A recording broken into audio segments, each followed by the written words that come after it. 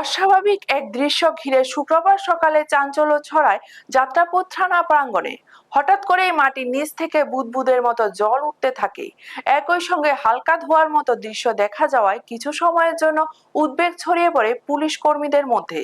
প্রাথমিকভাবে কেউ এটিকে মাটির নিচে জমে থাকা গ্যাস বা মিথেন গ্যাসের নির্গমন বলে মনে করেন, আবার অনেকে বিদ্যুতের সংস্পর্শে আসার সম্ভাবনার কথাও তুলে ধরেন।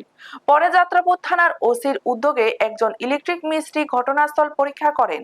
পরীক্ষা নিরীক্ষার পর জানা যায় বৃষ্টির জল বিদ্যুতের সংস্পর্শে আসায় বৈদ্যুতিক শক সৃষ্টি হচ্ছিল। এর ফলে মাটির নিচ থেকে বুদবুদের সঙ্গে হালকা ধোঁয়ার মতো দৃশ্য দেখা যাচ্ছিল।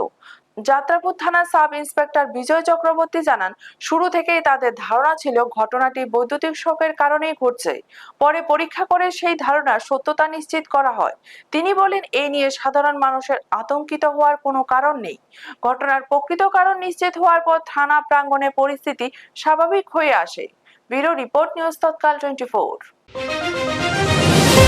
সকালবেলার থেকে দেখা যেতেছে ওই ইলেকট্রিক পোস্ট যে আছে, ইলেকট্রিক পোস্টের নিচে মাটির এরিয়াতে বুদবুদ করে জল বাড়িতে আছে আর একটা ধোঁয়া সৃষ্টি হইতেছে। তো এটাতে সাধারণত এটা কারণ হইতেছে ওই মাটির নিচে বা ইলেকট্রিক পোস্টটা শর্ট হয়ে গেলে সাধারণত বিক্রিয়া ঘটটা এরকম ঘটনা ঘটে। তো আমরা সঙ্গে সঙ্গে কাঠালিয়া ইলেকট্রিক অফিসে আমরা জানাইছি, তারা আমাদের কল পেয়ে ধরে তারা আইছে। তারা এসেও তারা এই সহমত ব্যক্ত করছে যে এটা শর্ট সার্কিট হয়ে গেছে, এই কারণে এটা এরকম ধোঁয়া সৃষ্টি হয়েছে।